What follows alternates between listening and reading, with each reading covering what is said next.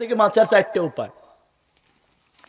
এক, সূরা জিলজালের 4 নম্বর আয়াত, আল্লাহর জমিন থেকে বেরিয়ে জিনা করবি। আল্লাহ বলছেন কারণ ইয়াউমা ইযিন তুহাদ্দিসু আখবারাহা, যেখানে বসে তুই জেনার দিকে তাকিয়েছিস। মুক্তাদি খুব সুন্দর করে বলছিল, খুব ভালো লাগছিল মুক্তাদির বক্তব্যটা আমার, যে এরা জেনা কিছু জেনাই মনে করে না। সাধারণত মুক্তাদি বলছিল মোবাইলে কথা কয়, তো না আমি তো কথা কই, আমি জেনা করিনি, আমি খালি মহিলা কলেজের সামনে গিয়ে একটা তাকাই, আমি কি জেনা করি নাকি? আরে মূর্খ ছাগল কোথাকার। আল্লাহ রাসূল আলীকে বলছেন, তো না আমি ওকে আমার বোনের মতো দেখি, আর আমার বড় ভাবিকে আমি মায়ের মতো জানি। কি সুন্দর চোখ ওর, নেককার মানুষের চোখ, ছাগল কোথাকার। আল্লাহ রাসূল আলীকে বলছে, আলী, আলী মানে আবু বকর, জি তুমি জান্নাতি। আলী, ওসমান, জি আল্লাহ রাসূল তুমি জান্নাতি। ওমর তুমি জান্নাতি। আলী তুমি জান্নাতি। তালহা জান্নাতি। জুবায়ের জান্নাতি। আব্দুল্লাহ ইবনে আউফ তুমি জান্নাতি। আল্লাহ রাসূল এদেরকে নাম ধরে আলীকে চতুর্থ নম্বরে গিয়ে বলছেন, আলী তুমি জান্নাতি। পরে আলীকে বলছে আলী, তার মানে জান্নাতি মানুষটা। আবু দাউদ 2149 নম্বর হাদিস থেকে জাতির উদ্দেশ্যে সরাসরি রাত 1টা বাজে 15 মিনিটে সে সম্প্রচার করছি, শোন। আল্লাহ রাসূল বলছে, আলী, জি আল্লাহ রাসূল, লা তুতবিউন নাজরাতান নাজরাতা, লা তুতবিউন নাজরাতান নাজরাতা, লা তুতবিউন নাজরাতান নাজরাতা, ফাইনা লাকাল আউলা ওয়া লাইসাত লাকাল আখিরা। আলী তুমি গায়রে মাহরাম কোনো মহিলার দিকে তাকাবে না, হঠাৎ দৃষ্টিতে তোমার পাপ হবে না। এদেশের মূর্খ হুজুর কয় এক দৃষ্টিতে পাপ হবে না। হ্যাঁ, এক দৃষ্টি বলে পারে না, এক দৃষ্টিতে গিলে খায়। এক দৃষ্টি না, হঠাৎ দৃষ্টি, হঠাৎ করে যদি দৃষ্টি পড়ে যায় তোর পাপ হবে না। ওয়ালাইসাত লাকাল আখিরা, কিন্তু ইচ্ছাকৃত দৃষ্টি দিলে জেনার গুনাহ হবে। চোখ দিকে তাকালে চোখের জেনা হবে, মুখ দিয়ে কথা বললে মুখের জেনা হবে। আবু দাউদ 2150 নম্বর হাদিস। হাত দিয়ে ধরলে 2151 নম্বর হাদিস, হাত দিয়ে টাচ করলে হাতের জেনা হবে। ওই দিকে এগিয়ে গেলে পা দিয়ে হেঁটে কোনো মহিলার দিকে এগিয়ে গেলে পায়ের জেনা হবে। অবশেষে লজ্জাস্থান বেবিচার করবে। কিন্তু আল্লাহ তাআলা সূরা বনী ইসরাঈলের 17 নম্বর সূরার 32 থেকে 34 আয়াতে বলছেন, লা তাকরাবুজ জিনা ফাইন্নাকা ফাহিশাতুন ওয়া সাআ সাবিলা। কোরআন মাজিদে এমন কোন আয়াত নেই যেখানে আল্লাহ ওই পাপটার কথা বলেননি, যে ওই পাপটা করো না বলেছেন। আর জেনার ব্যাপারে বলতে গিয়ে বলছেন জেনার পাশেও যেও না। অন্য পাপ, এমনকি শিরিকের ব্যাপারে বললেন শিরিক করো না, বললেন না শিরিকের পাশে যেও না। কিন্তু ব্যভিচারের কথা বলতে গিয়ে বলছেন যে তুমি কিন্তু ব্যভিচারের পাশে যেও না, তার মানে তাকিও না। তাকানোর পরে কিন্তু লজ্জাস্থানটা সম্পাদন করবে। এই জন্য ব্যভিচার এমন জিনিস যা তাকানো ব্যভিচার, তাকানো হারাম না, তাকানো ব্যভিচার, তাকানো ব্যভিচার, ব্যভিচার। মোবাইল না, আমি তো দেশের বাইরে থাকি, এ তো বাইরের হুজুর, না আমি দেশের বাইরে থেকে একটু কথা কই মোবাইলে।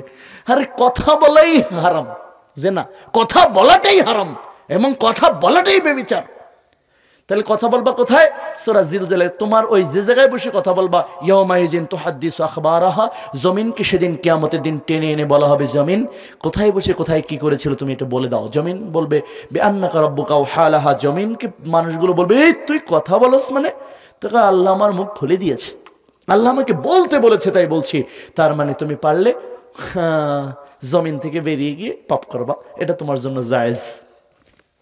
2 হলো আল-ইয়াওমা নাখতিমু আলা আফওয়াহিহিম ওয়া তুকাল্লিমুনা আইদিহিম ওয়া তাশহাদু আরজুলুহুম বিমা কানু ইয়াকসিবুন।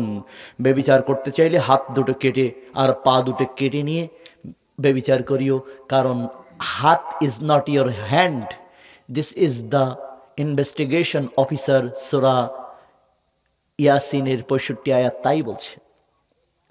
সেদিন আমি ওদের মুখ বন্ধ করে দিব, হাতগুলো যাবতীয় কৃতকর্ম খুলে খুলে বলবে। এই জন্য পাপ করতে চাইলে হাত দুটো খুলে ফেলতে হবে, যদি সম্ভব হয় পাপ এই ব্যভিচারের মতো পাপটা করিও।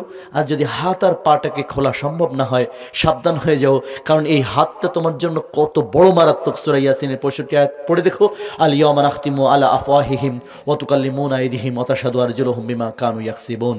সেদিন মুখ কথা বলবে, যেদিন মুখ বন্ধ হয়ে যাবে হাত কথা বলবে, পা কৃতকর্মের সাক্ষ্য প্রদান করবে। এরপরে হলো 3 নম্বর হলো 2 কন্ধে আল্লাহ বলছেন কিরামান সূরা ফিতর 9, 10, 11 নম্বর আয়াত, কিরামান কাতিবিনা ইয়ালামুনা মা তাফআলুন ইন্নামাল আবরারু লাফি নাঈম ওয়া ইন্নাল ফুজ্জারা লাফি জাহিম। আমি তোমাদের 2 স্কন্ধে সম্মানিত 2 জন লেখক রেখে দিয়েছি, ওনাদেরকে 2 দিনের জন্য ছুটি দিব, যে আমি একটু কাম সেরে নিই, তুই পরে আসিস। এভাবে ফেরেশতার সাথে যদি ওই অফিসে, মন্ত্রণালয়ের অফিসের মতো যদি তোর ঘুষের লেনদেন করতে পারোস, পাপটা করিস। যুবক কথা কইস খাতার তলে বসে, আমি তো দেখবো না, কে দেখবে? ফেরেশতা থাকবে, ওনারে ছুটি দিবি, যে ফেরেশতা তো 3 দিনের ছুটি দিছি, তুই যা, আমি একটু কাম সেরে নেই, এরপরে আসিস, আর নাহলে খবর হয়ে যাবে। আল্লাহ বলছেন যা করছে তা লিখছে, যা করছে তা লিখছে, যা করছে তা লিখছে। ফাইনাল আবরার লাফি নাইম, ভালো কাজ লিখছে, সেটার বিনিময়ে নাইম দিব। ওয়াইনাল ফুজ্জার লাফি জাহিম, যত নিকৃষ্ট পাপাচার করছে তার জন্য আমি জাহিম রেখেছি। জাহিম, জাহিম, জাহিম কি জানো? বুখারীর হাদিসে এসেছে, আল্লাহ রাসূল বলছেন এত ঠান্ডা, আল্লাহর কাছে শীতকালে জাহান্নাম এসে বলে, আল্লাহ তুমি আমাকে আমার থেকে বাঁচাও। আল্লাহ বলে দুনিয়ার দিকে একটু নিঃশ্বাস নাও। আল্লাহ রাসূল বলছে তখন আর শীতায়, তখন দুনিয়াবাসী এই জাহান্নামের নিঃশ্বাস যেখানে যত বেশি পড়ে, পৃথিবীর সেই স্থানটা তত বেশি ঠান্ডা হয়ে যায়। তার মানে তোমরা যে পৃথিবীর ঠান্ডা অনুভব করো, জাহান্নামের জাস্ট একটা নিঃশ্বাস মাত্র, ঠান্ডা অংশের নিঃশ্বাস মাত্র। জাহিম নামক জাহান্নামের ঠান্ডা নিঃশ্বাস মাত্র, সে যেটা নিঃশ্বাস নিলে তুমি টিকতে পারো না, স্বাভাবিক অবস্থায় টিকতে পারো না, তুমি সেই জাহান্নামে বেবিচার করে ঢুকতে চাচ্ছ? এত সহজ মনে করো না।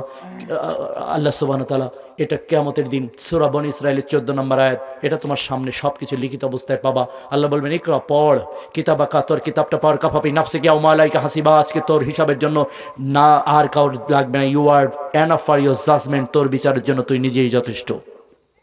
বিচার কর। জাহান্নামীকে সেদিন এটা বড় অপরাধ, এটা বড় একটা অপমান যে তুই তোর বিচার কর। ফাতারাফু বিজামবিহিম, সূরা মুলকের 11-12 নম্বর আয়াত, ফাতারাফু বিজামবিহিম ফাসুকাল লিআসহাবি সাইর, অতঃপর জাহান্নামীরা তাদের পাপ স্বীকার করতে বাধ্য হবে, পাপ স্বীকার করে নেবে, এরপরে তাদেরকে জাহান্নামে ফেলে দেওয়া হবে। আল্লাহ বলছেন ফাসুকাল লিআসহাবি সাইর, ধিক্কার তোদের জাহান্নামী, আমি তোদের পূর্বে সতর্ক করেছিলাম। পরে তখন চিৎকার করবে আর বলবে, সূরা আল ইমরানের 30 নম্বর আয়াত, ইয়াউমা তাজিদু কুল্লু নাফসিন মা আমিনাত মিন খায়রিন মুহদারা আমা আমিনাত মিন সুইন তাওয়াদ্দু লাউ আন্না বাইনাহা ওয়া বাইনাহু আমাদান বাঈদা ওয়া ইউহাযযিরুকুমুল্লাহু নাফসাহু ওয়া ইলাল্লাহিল আল্লাহু রাউফুম বিল ইবাদ। আল্লাহ তাআলার কাছে তখন ওরা বলবে, চিৎকার করবে, হায় হায় আমার আমলনামা আর আমার মধ্যে যদি সুদূর ব্যবধান করে দেওয়া হতো তাহলে মনে হয় ভালো হতো। আল্লাহ বলছে আমি তো তোমার প্রতি কত দয়াদ্র ছিলাম, আমি সব বুঝিয়ে বুঝিয়ে বলেছিলাম, আমি সব তোমার পূর্বেই সতর্ক করেছিলাম, তুমি সতর্ক হওনি। আজকে তোমার আমলনামা তোমার থেকে সরালে তুমি বেঁচে যাবে। সূরা আল ইমরানের 30 নম্বর আয়াত পড়ে দেখেন, খুব মারাত্মক একটা আয়াত। তখন আল্লাহ তাআলা ওদেরকে জাহান্নামে ফেলে দিয়ে বলবেন, ওয়াইদু ফিহা ওয়া কিলা লাহুম যুকু আযাবান নার আল্লাযী কুনতুম বিহি তুকাযিবুন, সূরা সাজদা আর মধ্যে আল্লাহ 17, 18, 19 নম্বর আয়াতে আল্লাহ তাআলা বলছেন, অতঃপর আল্লাহ বলবেন আজকে আমি তোদের ভুলে গেলাম যেভাবে আমার আদেশকে ভুলে যেতিস, এবং জাহান্নাম ওদেরকে ধরে পুড়িয়ে যখন দরদর করে উপরে তুলবে, জাহান্নামীরা বাইরে এসে পড়বে, ওয়াইদু ফিহা, জাহান্নামের দ্বাররক্ষীরা গুটিয়ে আবার জাহান্নামে ঢুকে দেবে। অকিল লাহুম, এবং বলা হবে যুকু আযাবান নার, এটাই সে আযাব দুনিয়ায় থাকতে যা তোমরা কিছুই মনে করতে না। দিনী ভাইয়েরা, সর্বশেষ কথা মনে রেখো, তাকওয়ার সর্বোচ্চ স্তর হলো, তাকওয়ার সর্বোৎকৃষ্ট এবং গুরুত্বপূর্ণ স্তর হলো নির্জন নিরালায় পাপ থেকে আল্লাহর জন্য বিরত থাকা। তার মতো শ্রেষ্ঠ মানুষ জমিনের উপরে, আসমানের নিচে আর কেউ হতে পারে না যে আল্লাহর ভয়ে পাপটা করে না। এই জন্য তুমি তোমার আল্লাহকে ভয় করবে, তুমি তোমার আল্লাহকে ভয় করবে। আমার রাসূলের কোন সাহাবা যখন রাসূলের কাছে আসতেন, আল্লাহ রাসূল আমাদের কিছু নসিহত করুন না, বলতেন সাহাবা নসিহা তাকওয়াল্লাহ, আমি তোমাকে আল্লাহকে ভয় করার নসিহত করছি। সাহাবা, আমি তোমাকে আল্লাহকে ভয় করার নসিহত করছি। দিনী ভাই বোন, যেই তুমি প্রশ্ন করেছো, আমি তোমাকে আল্লাহকে ভয় করার নসিহত করছি, তুমি আল্লাহকে ভয় করো, সবগুলো মিটে যাবে ইনশাআল্লাহ। সুদের টাকা নিয়ে বিদেশ কেন, পৃথিবীর কোথাও গিয়ে তোমার রক্ষা হবে না। তুমি যদি স্বয়ং কাবা ঘরের তলে গিয়ে তোমার মানে কবর দেয়, তাও তোমার রক্ষা হবে না। মানে আল্লাহ ফাহারিবিন মিনাল্লাহি ওয়া রাসূলিহি, যে সুদের সাথে সম্পৃক্ত থাকে, আল্লাহ এবং রাসূলের সাথে সে যুদ্ধরত থাকে। সূরা বাকারা 275 থেকে 79 নম্বর আয়াত। অত সঙ্গত কারণে সুদ সর্ব অবস্থায় হারাম, সে যেখানে যাও সেখানে হারাম, দুনিয়ায়ও হারাম, আখিরাতেও হারাম। অতএব সুদ থেকে বেরিয়ে আসার জন্য বিনীত অনুরোধ জানিয়ে রব্বানা আলাইকুম ওয়া রাহমাতুল্লাহি ওয়া বারাকাতুহু। আল্লাহর বান্দাগণ কেমন আছেন? আলহামদুলিল্লাহ আলহামদুলিল্লাহ নাহমাদুহু ওয়া নাস্তাঈনুহু ওয়া নাস্তাগফিরুহু ونعوذ بالله من شرور أنفسنا ومن سيئات أعمالنا من يهده الله فلا مضل له ومن يضلله فلا هادي له ونشهد أن لا إله إلا الله وحده لا شريك له وأشهد أن محمدا عبده ورسوله সাল্লাল্লাহু আলাইহি ওয়াসাল্লাম। সাউন্ড সিস্টেমে কি একটু অসুবিধা আছে নাকি? যে ঠিক করো তো, আর একটু সাউন্ডটাকে ক্লিয়ার করলে ভালো হয়।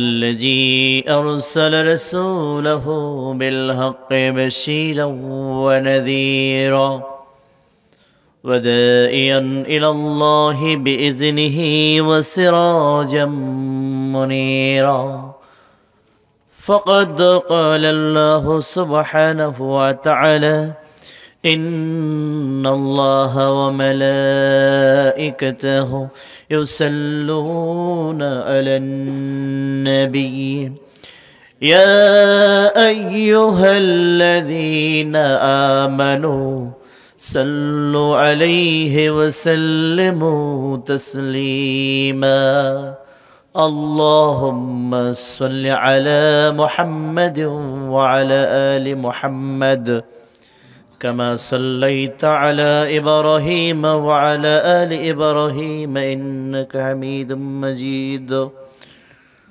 اللهم بارك على محمد وعلى آل محمد كما باركت على إبراهيم وعلى آل إبراهيم إنك حميد مجيد أما بعد فإن خير الحديث كتاب الله وخير الحدي حديث محمد صلى الله عليه وسلم وشر الأمور محدثاتها وكل محدثة بدعة وكل بدعة ضلالة وكل ضلالة في النار চলুন তো সবাই আমরা আল্লাহর প্রশংসা করি আলহামদুলিল্লাহ। দিল থেকে বলেন, কলিজা থেকে, একেবারে অন্তর থেকে বলেন আলহামদুলিল্লাহ।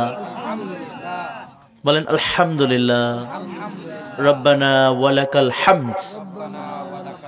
দিল দিয়ে বলেন, দিল থেকে বলেন রব্বানা ওয়ালাকাল হামদ হামদান কাসীরান তাইয়িবান মুবারাকান ফীহি ইয়া রাব্বি লাকাল হামদু কামা ইয়ানবাগি লিজালালি ওয়াজহিকা ওয়া আযীমি সুলতানিক সুবহানাল্লাহি ওয়ালহামদুলিল্লাহি ওয়া লা ইলাহা ইল্লাল্লাহু আল্লাহু আকবার সুবহানাল্লাহি ওয়া বিহামদিহি সুবহানাল্লাহিল আযীম সুবহানাল্লাহি ওয়া বিহামদিহি বলেন সুবহানাল্লাহি ওয়া বিহামদিহি আদাদা খালকিহি ওয়া রিজা নাফসিহি ওয়া জিনাতা আরশিহি ওয়া মিদাদা কালিমাতিহি সুবহানাল্লাহি ওয়ালহামদুলিল্লাহি ওয়া লা ইলাহা ইল্লাল্লাহু আল্লাহু আকবার আল্লাহু আকবার আল্লাহু আকবার লা ইলাহা ইল্লাল্লাহ আল্লাহু আকবার আল্লাহু আকবার ওয়ালিল্লাহিল হামদ।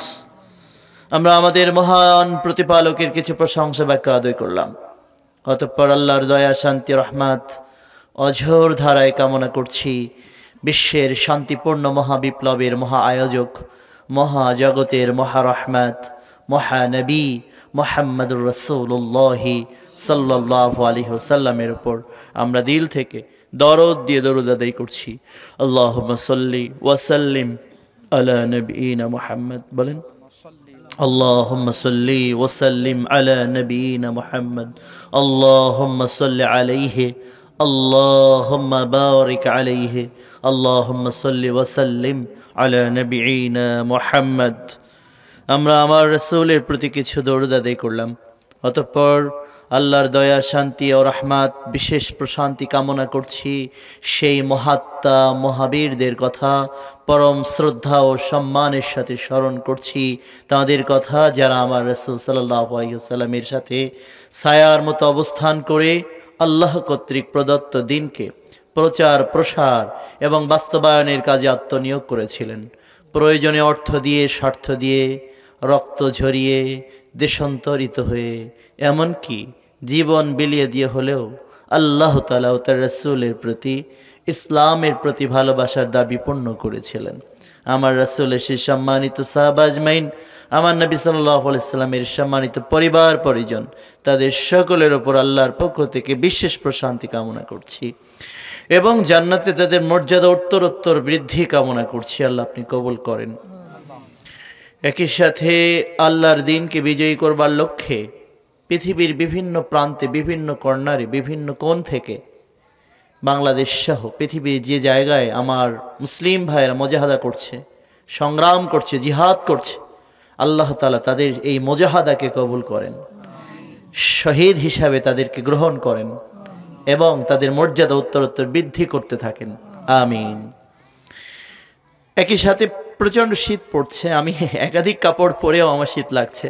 তারপর আমার ভাইয়েরা অনেক কষ্ট করে যারা এসেছেন, আল্লাহ তাআলা যেন তার ওয়াদা অনুযায়ী তাদের জন্য জাহান্নামের আগুনকে হারাম করে দেন, আল্লাহুম্মা আমিন।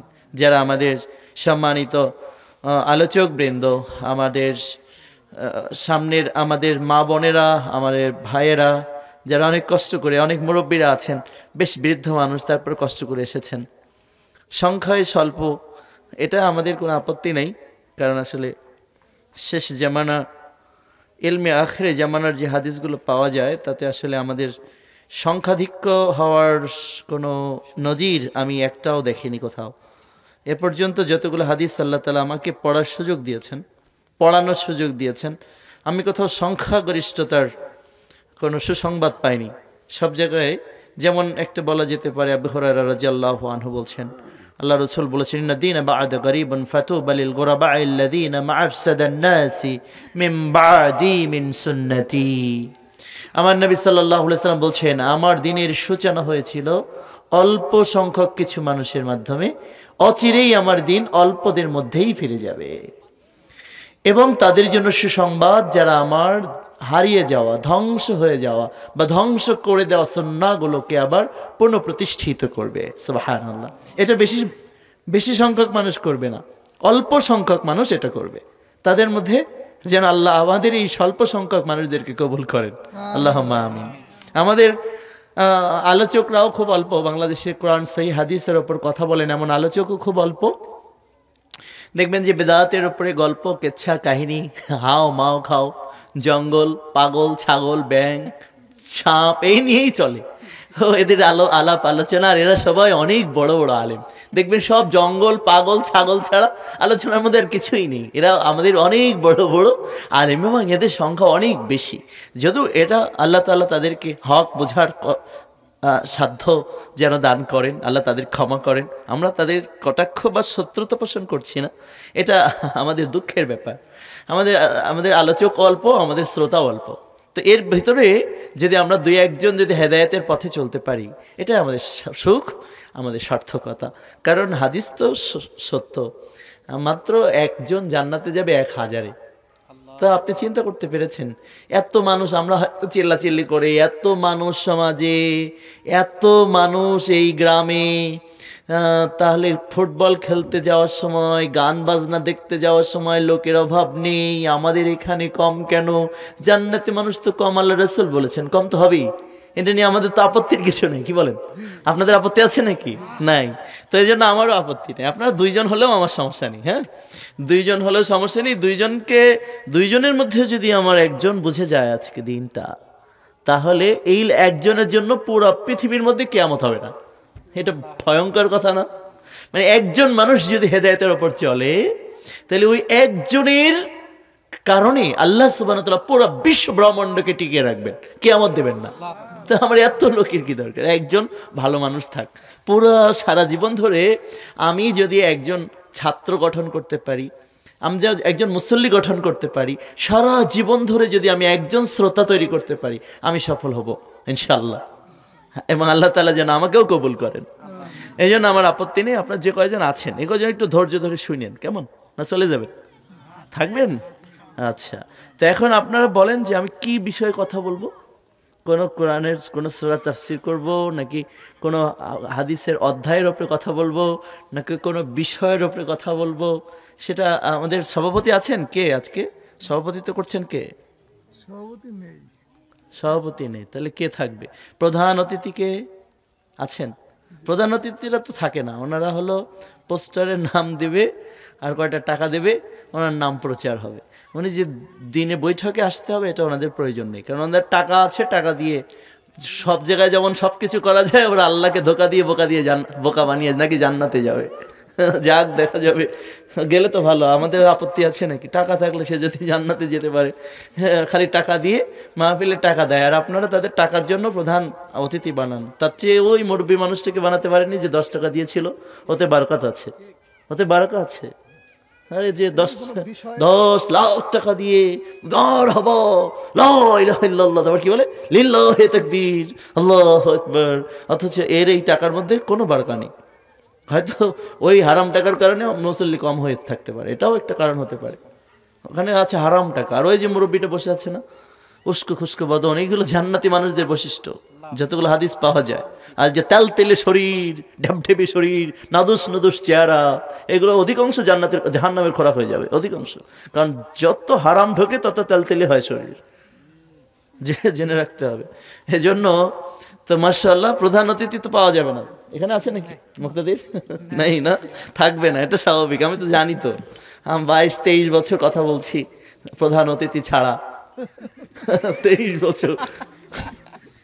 আচ্ছা, প্রধান অতিথি নেই, সভাপতিও নেই, মাশাআল্লাহ। সহসভাপতি কে? আপনি? আচ্ছা, আপনি বলেন, অথবা আপনার স্টেজে একটু আমাদের মুক্তাদি খুব চমৎকার করে। হ্যাঁ, আখিরি জামানা, ইলমে আখিরি জামানা। আচ্ছা, আপনারা কি আখিরি জামানা নিয়ে শুনবেন? আচ্ছা, মাশাআল্লাহ, তাহলে শুরু করা যায়। তাই? হ্যাঁ, মাশাআল্লাহ। ইলমে আখিরি জামানার উপরে তাহলে চলেন আমরা 19টা পয়েন্টের উপরে কথা বলি। কয়টা? 19টা পয়েন্টের উপরে কথা বলি। তো আপনারা আসলে এই আলোচনাটা মুক্তাদির এমন একটা বিষয় করেছেন, এর মধ্যে তো কোনো রসকস আসবে না, লোকজন থাকবে না, এ হলো আরেক ঝামেলা। কারণ আপনারা থাকবেন নাকি ইলমে আখিরি জামানা? আর আপনাদের কোনো নির্ধারিত বিষয় আছে? হ্যাঁ, নাই না? আচ্ছা, মাশাআল্লাহ, তাহলে শুরু হোক। আচ্ছা, তো আখিরি জামানার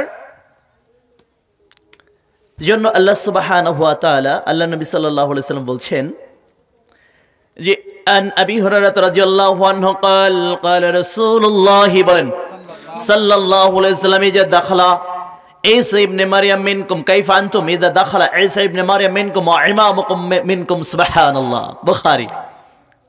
আল্লাহ নবী সাল্লাল্লাহু আলাইহি ওয়াসাল্লাম বলছেন, সাহাবা তোমাদের কেমন লাগবে? কাইফা আনতুম, তোমাদের সেদিন কেমন লাগবে? কোন দিন? ইজা নাযালা ঈসা ইবনে মারইয়াম মিনকুম, তোমাদের মধ্যেই চলে আসবেন ঈসা ইবনে মারইয়াম। তোমাদের মধ্যে চলে আসবেন কে? ঈসা ইবনে মারইয়াম। কখন আসবেন? আখিরি জামানায়। কখন আসবেন? বুখারীর riwayat। আখিরি জামানায় ইমাম ঈসা ইবনে মারইয়াম আসবেন। ও ইমামুকুম মিনকুম, কিন্তু নেতা নির্ধারণ হবে, ইমাম নির্ধারণ হবে তোমাদের মধ্য থেকে। তিনি হবেন না, তিনি নেতৃত্ব দেবেন না, তোমরাই নেতৃত্ব দেবে। সুবহানাল্লাহ। কেন? কোরআনের ওই আয়াতকে বুখারীর হাদিস প্রতিনিধিত্ব করছে। কোনটা? আল্লাহ তাআলা বলছেন সূরা আলে ইমরানের 110 নম্বর আয়াত, কুনতুম খায়রা উম্মাতিন উখরিজাত লিন-নাসি তা'মুরুনা বিল মা'রুফ ওয়া তানহাউনা আনিল মুনকার ওয়া তু'মিনুনা বিল্লাহ। আল্লাহ সুবহানাহু ওয়া তাআলা বলেন, তোমরাই হচ্ছে সর্বশ্রেষ্ঠ জাতি। উখরিজাত লিন-নাস, তোমাদের উত্থান ঘটানো হয়েছে শুধুমাত্র মানবতার কল্যাণ সাধন করবার জন্য। এই কল্যাণ তোমরা কিভাবে করবে? তা'মুরুনা বিল মা'রুফ ওয়া তানহাউনা আনিল মুনকার, তোমরা মানুষকে আদেশ করবে হকের ওপর, সত্য, সঠিক, ন্যায় এবং সদাচরণ, হক আমল, আমলে সালেহার প্রতি তোমরা মানুষকে আদেশ করবে। ওয়া তানহাউনা আনিল মুনকার, তোমরা নিষিদ্ধতা জারি করবে, তোমরা কঠোরতা অবলম্বন করবে, তোমরা নিষেধ করবে, বাধা প্রদান করবে। কি? ওয়া তানহাউনা আনিল মুনকার, যত প্রকার পাপাচার রয়েছে, অপরাধ আছে, ক্রাইমস আছে, সব ক্রাইমসকে তোমরা বাধা প্রদান করবে। ওয়া তু'মিনুনা বিল্লাহ, ঈমানের প্রশ্নে তোমরা হবে আপোষহীন। ওয়া তু'মিনুনা বিল্লাহ, তোমরা হবে দৃঢ় চেতা ঈমানদার। তার মানে তোমাদের ঈমানের সাথে জুলুম মিশ্রণ থাকবে না। এজন্য যত উম্মাহ পৃথিবীতে এসেছে, এই উম্মাত হচ্ছে এদের মধ্যে সবচেয়ে শ্রেষ্ঠ উম্মাত। আদম আলাইহিস সালাতু সালাম থেকে শুরু করে ঈসা আলাইহিস সালাতু সালাম পর্যন্ত যত নবী পৃথিবীতে এসেছেন, সমস্ত নবীর যত উম্মত পৃথিবীতে এসেছেন, সকল উম্মতের মধ্যে সবচাইতে শ্রেষ্ঠ হচ্ছে আমার রাসূলের উম্মত। আমার আল্লাহ তাআলা এই কথাই কুরআন স্বীকৃতি দিয়েছে এবং বুখারীর ওই হাদিসটাকে প্রতিনিধিত্ব করছে। ইমাম নির্ধারণ হবে, নেতা নির্ধারণ হবে তোমাদের মধ্যে থেকে। ঈসা ইবনে মারইয়াম আসবেন, কিন্তু নেতা নির্ধারণ হবে তোমাদের মধ্য থেকে। নেতা কাদের মধ্য থেকে হবে? তোমাদের মধ্য থেকে নেতা নির্ধারণ হবে। তার মানে ঈসা ইবনে মারইয়াম মানে একটা নতুন তথ্য, যদিও আপনাদের জানা কিন্তু তথ্য হিসেবে নতুন। সেটা হলো যত নবী পৃথিবীতে এসেছেন, আদম আলাইহিস সালাতু সালাম থেকে মুহাম্মদ সাল্লাল্লাহু আলাইহি সাল্লাম পর্যন্ত সমস্ত নবী মৃত্যুবরণ করেছেন, ইল্লা ঈসা ইবনে মারইয়াম, একমাত্র নবী ঈসা ইবনে মারইয়াম ব্যতীত। সুবহানাল্লাহ। তার মানে তিনি জীবিত এখনো আছেন। এমনকি নবী মুহাম্মদুর রাসূলুল্লাহ আখিরি নবী, শেষ নবী, নবীদের মধ্যে শ্রেষ্ঠ নবী হওয়া সত্ত্বেও তিনি ইন্তেকাল করেছেন, কিন্তু ঈসা ইবনে মারইয়াম এখনো জীবিত আছে। ঈসা ইবনে মারইয়াম এখনো কি জীবিত আছেন। এটা ওনার অন্যান্য সকল নবী থেকে একটু আলাদা বৈশিষ্ট্য, যে কিয়ামত পর্যন্ত আল্লাহ সুবহানাহু ওয়া তাআলা ওনাকে হায়াত দান করেছেন। সুবহানাল্লাহ। ওনার যেখান থেকে উনি হায়াত শুরু হয়েছিল, তার থেকে উনি কিয়ামতের আগ পর্যন্ত বেঁচে থাকবেন এবং দাজ্জালকে তিনি হত্যা করবেন। তাহলে এ হলো একটা বৈশিষ্ট্য, যে অন্য নবীগণেরও নেই। 2 নম্বর বৈশিষ্ট্য হচ্ছে ঈসা ইবনে মারইয়াম আর আদম আলাইহিস সালাতু সালাম, এই দুইজন নবী বিগত অন্য 1,24,000 রিওয়ায়াতটাও সহিহ নয়, তবে আংশিক সহিহ ধরা হলেও, যদিও ধরে নেই 1,24,000, তাহলে 1,23,998 জন নবী এই দুইজন নবী থেকে আলাদা। আদম আলাইহিস সালামও কোনো পিতা থেকে জন্ম নেন নেই, ঈসা ইবনে মারইয়ামও কোনো পিতা থেকে জন্ম নেন নেই, সরাসরি আল্লাহর রূহ আল্লাহ তাআলা তার মধ্যে ফুঁকে দিয়েছেন, তার নাম হচ্ছে ঈসা ইবনে মারইয়াম। এটা হচ্ছে ঈসা ইবনে মারইয়ামের আরেকটা বৈশিষ্ট্য। তারপরেও নবী আমার বললেন, ইজা নাযালা ঈসা ইবনে মারইয়াম মিনকুম ওয়া ইমামুকুম মিনকুম, ঈসা ইবনে মারইয়াম তোমাদের মধ্য থেকে আসলেও, তোমাদের মধ্য থেকে তিনি আসলেও আল্লাহ তাআলা তোমাদের হাতেই নেতৃত্ব রেখে দিবে, তোমরাই নেতৃত্ব দেবে। 3 নম্বর বৈশিষ্ট্য ছিল ঈসা ইবনে মারইয়াম, উনি নগদ একজন ডক্টর ছিলেন এবং ওনার হাতটাই ছিল ঔষধ। ওনার হাত যদি কোনো কুষ্ঠ রোগী, টাকওয়ালা, যে কোনো অসুস্থ রোগীর উপরে হাতটা রাখার সাথে সাথে ঈসা ইবনে মারইয়ামের স্পর্শে আল্লাহ তাআলা অসুস্থ রোগীকে সুস্থ করে দিতেন। এটা ছিল ওনার আলাদা বৈশিষ্ট্য। ঈসা ইবনে মারইয়ামের চতুর্থ অন্যতম গুরুত্বপূর্ণ বৈশিষ্ট্য ছিল, ঈসা ইবনে মারইয়াম সেই নবী যিনি শিশু অবস্থায় নিজের মাতৃত্বের সতীত্বের সার্টিফিকেট দিয়েছেন, যে অন্য কোন নবী এটা করতে পারেননি, করেননি। আল্লাহ তাকে এই ক্ষমতা দেন নাই, কিন্তু শিশু অবস্থায় একজন অ্যাডাল্ট মানুষের মতো স্বীকৃতি দিয়েছেন, সাক্ষ্য দিয়েছেন, কথা বলেছেন। শিশু নবী ঈসা ইবনে মারইয়াম এত সম্মানিত। পঞ্চম হলো যে অনেক নবীদের নেই, অনেক নবীদের ভাগ্যে রাসূল হিসাবে তাদেরকে অ্যাপয়েন্টমেন্ট দেওয়া হয় নাই, কিন্তু ঈসা ইবনে মারইয়ামকে রাসূল হিসেবে অ্যাপয়েন্টমেন্ট দেওয়া হয়েছে। ঈসা ইবনে মারইয়াম শুধু নবী নন, তিনি রাসূলও বটে। তিনি কি রাসূল? আপনারা জানেন তো নবী এবং রাসূলের মধ্যে পার্থক্য নিশ্চয়ই আপনারা জানেন। সকল রাসূল নবী ছিলেন, কিন্তু সকল নবী রাসূল ছিলেন না।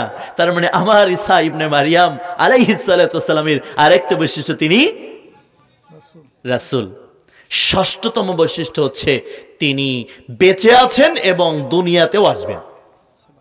মানে বেঁচে যে ওইভাবে গত হয়ে যাবেন, যেমন সূরা কাহাফের আসহাবে কাহাফের ঘটনা যে আছে, যুবকরা যে বেঁচে উঠেছিল তারা কিন্তু আবার ওখানেই মারা গেছে, কিন্তু ঈসা ইবনে মারিয়াম ওখানে আছেন, দুনিয়ায় আসবেন এবং দুনিয়া থেকে ওনার বিদায় হবে। এটা হচ্ছে ওনার আরেকটা বৈশিষ্ট্য। এই নবী আসার পরেও নেতৃত্ব থাকবে কার কাছে? আমাদের কাছে। যেমনটা দেখেন, আন বুরায়দা রাদিয়াল্লাহু আনহু قال قال رسول الله صلى الله عليه وسلم اذا نزل عيسى ابن مريم ঈসা ইবনে মারিয়াম দুইজনের কাঁধের উপর ভর দিয়ে নেমে আসবেন। ইতিমধ্যেই আল মাহদি, আল্লাহর নবী সাল্লাল্লাহু আলাইহি ওয়াসাল্লাম বলছেন ইতিমধ্যেই ইমামতি শুরু করবেন। ইমাম মাহদি, তার জন্য ইকামাত দেওয়া হবে। ইমাম মাহদি ঘাটটা ফেরাবেন, দেখবেন ঈসা ইবনে মারিয়াম বলবেন ইয়া ঈসা ইবনে মারিয়াম তাল সাল্লি বিনা, হে ঈসা ইবনে মারিয়াম আসুন আসুন আসুন এবং আমাদের সালাতের ইমামতি করে দেন। সুবহানাল্লাহ বলবেন না? আসুন আমাদের সালাতের ইমামতি করে দেন। ক্বালা ঈসা ইবনে মারিয়াম, ঈসা ইবনে মারিয়াম তখন উত্তর বলবেন লা, মানে কি জানেন? লা মানে কি? না। কেন? ইন্নী ইমামুকুম বা'দুকুম ইমামে বা'দিন, আল্লাহ তোমাদেরকেই একে অপরের নেতৃত্ব হাতে তুলে দিয়েছেন। তাকরিমাতুল্লাহু হাযিহি উম্মতি, এভাবেই এই উম্মতকে আল্লাহ সম্মানিত করেছেন। তোমাদের নেতা তোমরাই, তোমাদের ইমাম তোমরাই, তুমি ইমামতি করো, আমি তোমার পিছনে মুক্তাদি হিসেবে সালাত আদায় করব। ঈসা ইবনে মারিয়াম এভাবে বলছেন। মুসনাদ হাকিমের 251 পৃষ্ঠার 27 নম্বর লাইন থেকে 34 নম্বর লাইন পর্যন্ত হাদিস বর্ণিত হয়েছে। তার মানে ঈসা ইবনে মারিয়াম আবারও বলছেন আমি খালি নেতৃত্ব দিব না তাই নয়, তুমি সালাত পড়াও ইমাম মাহদি, আমি তোমার পিছনে মুক্তাদি হিসাবে তোমাদের সালাতে আমি অংশগ্রহণ করব। তখন ঈসা, অথচ সমস্ত নবী যখন জীবিত থাকতেন তাদের উপস্থিতিতে তারাই ইমামতি করতেন, কিন্তু ঈসা ইবনে মারিয়ামের উপস্থিতিতে এই নবীর উম্মত ইমামতি করবে। এটা আপনার মর্যাদা, আপনি বোঝেন, আপনার মর্যাদাকে আপনি বুঝে নেন। আজকে কোন জায়গায় ছুটেন, কার পিছনে ছুটেন, কে আপনার আদর্শ? আপনার আদর্শ যদি হয় মুহাম্মদ রাসূলুল্লাহ সাল্লাল্লাহু আলাইহি ওয়াসাল্লাম, তাহলে আপনাকে ইমাম মাহদি এসে এভাবেই সম্মান প্রদান করবেন। ইমাম মাহদি এই উম্মতকে বলছেন তাকরিমাতুল্লাহু হাযিহি উম্মতি, আল্লাহ এই উম্মতকে এভাবেই সম্মানিত করেছেন। এই উম্মতের কথা বলবেন, আবার খালি ইমাম মাহদিকে বলবেন না, বলবেন তাকরিমাতুল্লাহু হাযিহি উম্মতি, আল্লাহ এই উম্মতকে সম্মানিত করেছেন। তার মানে এই উম্মতের অংশ আপনিও, এই উম্মতের অংশ আমি কাজী ইউসুফ জাহান, আমিও, আমাদের মা বোন যারা আছেন এই উম্মতের অংশ আপনিও। তার মানে ইমাম মাহদি নিজ মুখে বলবেন আমার যত মর্যাদা তার চেয়ে মর্যাদা এই উম্মতের। তার মানে ইমাম মাহদির মর্যাদা বলছিলাম, তিনি সেই নবী যিনি শিশু অবস্থায় কথা বলেছেন, কোন নবী বলতে পারেননি। তিনি সেই নবী যিনি এখনো জীবিত আছেন, তিনি সেই নবী। ইমাম হযরত আদম আলাইহিস সালাম নিজেই কিয়ামতের দিন তার একটা ভুলের কথা নিজেই স্বীকৃতি দিবেন যে আমি একটা ভুল করেছিলাম। নূহ বলবেন আমি ভুল করেছিলাম, মুসা বলবেন আমি একটা ভুল করেছিলাম, জানি না আল্লাহ আমার সাথে কি আচরণটা করবে। ঈসা ইবনে মারিয়াম সেই নবী, আল্লাহ নবী বলছেন ঈসা ইবনে মারিয়ামের কাছে যখন সর্বশেষ এসে দাঁড়াবে তিনি তার কোনো ভুলের কথা বলবেন না। কিয়ামতের মাঠে বলবেন যে তোমরা তো আমার কাছে এসেছো, আমি তো আসলে তোমাদের সুপারিশকারী নই, তোমাদের সুপারিশের জন্য একজন নির্ধারিত ব্যক্তি আছেন, তিনি মুহাম্মদুর রাসূলুল্লাহ মিন বাদ ইসমুহু আহমদ। আমি যার সুসংবাদ নিয়ে এসেছিলাম সূরা সাফের 6 নম্বর আয়াতে, আমি যার সুসংবাদ নিয়ে এসেছিলাম মিন বাদ ইসমুহু আহমদ, যার নাম হবে আহমদ, তোমরা ওনার কাছে যাও, উনি তোমাদের সুপারিশ করবেন, আমি করব না। খালি এতটুকুই উনি বলবেন। কিন্তু ঈসা ইবনে মারিয়াম তিনি কোনো ভুলের কথা বলবেন না। তার মানে এটা খুব ভয়ানক একটা কথা। আদম আলাইহিস সালাম নিজেই বলবেন আল্লাহর নিষিদ্ধতা সত্ত্বেও আমি নিষিদ্ধ খাবার খেয়েছিলাম। আদম বলবেন আলাইহিস সালাম, যাকে আল্লাহ এত সম্মানিত করেছেন, আদমকে ফেরেশতা সামনে ধরে বলছেন সবাইকে বলছেন যে ফাসাজাদু, সাজদা করো। সবাই সাজদা করলো, ইল্লা ইবলিস আস্তাকবারা কানা মিনাল কাফিরিন। ওয়া ইয কুলনা রাব্বুকা লিল মালাইকাতি ইসজুদু লিআদম ফাসাজাদু ইল্লা ইবলিস আস্তাকবারা কানা মিনাল কাফিরিন। সূরা বাকারা 34 নম্বর আয়াত। আল্লাহ সুবহানাহু ওয়া তাআলা আদমকে সামনে ধরলেন, ধরে বলছেন, এই ফেরেশতারা তোমরা যারাই আছো সবাই মিলে আমার আদমকে সাজদা করো। ফাসাজাদু, সবাই সেজদা করলো, খালি ইবলিস সেজদা করলো না। আস্তাকবারা কানা মিনাল কাফিরিন। আদম সেই নবী যিনি ফেরেশতাদের সম্মানসূচক সাজদা পেয়েছিলেন, যে সাজদা আল্লাহ ছাড়া এখন আমাদের জন্য হারাম। এই সাজদা পূর্ববর্তী নবীদের একে অপরের প্রতি সাজদা করা জায়েজ থাকলেও এই উম্মতের জন্য হারাম করা হয়েছে। তারপরেও এই আদম সেই ব্যক্তি যিনি ফেরেশতাদের সাজদা পেয়েছিলেন, তিনিও কিয়ামতের মাঠে বলবেন, আমার একটা ভুল হয়ে গিয়েছিল, জানি না আল্লাহ আমার সাথে কি ব্যবহার করবেন। আদম বলবেন, নূহ মানে করন্দনকারী নবী, তিনিও ভুলের কথা বলবেন। মূসা, কোরআন খুললেই মূসার কথা, আল্লাহ মূসার কথা বলেছেন, আল্লাহ মূসার নাম বারবার বলেছেন, এতবার বলেছেন, এত সম্মান করে মূসার কথা বলেছেন, কিন্তু সেই মূসাও নিজের ভুলের কথা বলবেন। কিন্তু ঈসা ইবনে মারইয়াম ভুলের কথা বলবেন না। এমন বড় নবী বলবেন, তাকরিমাতাল্লাহু হাদি উম্মতি, আপনাকে দেখিয়ে বলবেন, আপনি না হলে আপনার ছেলে, নাহলে তার ছেলে, নাহলে তার ছেলে হয়তো তার সাথে যোগ দিবে। তিনি বলবেন, আল্লাহ তোমাকেই সম্মানিত করেছে, এই উম্মতকেই সম্মানিত করেছে, ঈসা ইবনে মারইয়ামকে নয়। ঈসা ইবনে মারইয়াম সেই নবী যিনি আপনি তার উপস্থিতিতে আপনার আমার সম্মানের স্বীকৃতি দেওয়া হবে। আপনি বুঝে নেন যে এই নবীর উম্মতের কতটা গুরুত্ব। কেন? এবার এক এক করে দেখেন। কারণ হিসাবে আল্লাহ সুবহানাহু ওয়া তাআলা 3টা কারণ বলছেন। এক, যেখানেই যত নেক কাজ আছে প্রত্যেক নেক কাজে তারা হবে অগ্রগামী, তারা এগিয়ে যাবে। আপনারা যেমন এসেছেন, আলহামদুলিল্লাহ, এখানে তো আমরা অন্যায় অত্যাচার কিছু করছি না, নেক কাজ করতে এসেছি, আপনারা এসেছেন। যেখানে যতটুকু নেক কাজ করতে দেখা যাবে সেখানে এরা থাকবে অগ্রগামী, প্রত্যেক নেক কাজে তারা অগ্রগামী হবে। এই জন্য এবং নেক কাজে একে অপরকে সাহায্য করবে, সহযোগিতা করবে আল্লাহ সুবহানাহু ওয়া তাআলা।